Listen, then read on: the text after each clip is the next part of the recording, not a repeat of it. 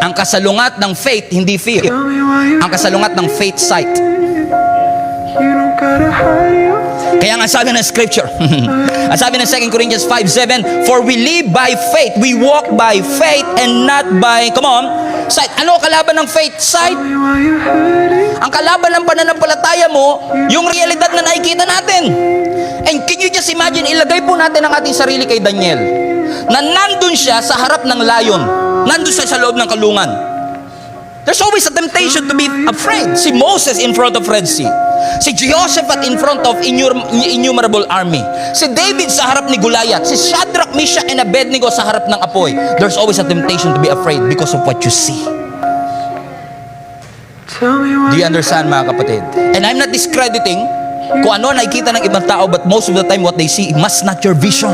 Hindi porket ganun ang kanilang perception ay kailangan ganun din ang maging pananaw natin. We may be surrounded with uncertainty, but we are serving a God who is very certain that is the same yesterday, today, and forever. That's why lagi ko nga sinasabi sa inyo, it's not wrong sometimes to feel fear, pero huwag ka mag-dwell sa fear. Huwag ka manahan, huwag kang tumambay. You can be in the midst of uncertainty and feel certain. Para kang bangka na nasa karagatan pero hindi puno ng tubig sa loob. You can always have that feeling. Kaya nga sabi ni Jesus mismo, but Jesus looked at them and said to them, with men, this is impossible. But with God, all things. Look at this perspective. Ang sabi ng Panginoon, sa tao, may limitasyon. Sa tao, mahirap. But with God, see that? It's not just about what you see, but what God sees. Sa pananaw mo mahirap, sa pananaw mo terminal sickness, sa pananaw mo bankrupt na, pero sa Panginoon, walang imposible. In fact, let me just encourage you this. Ang specialty ng Diyos, imposibleng sitwasyon.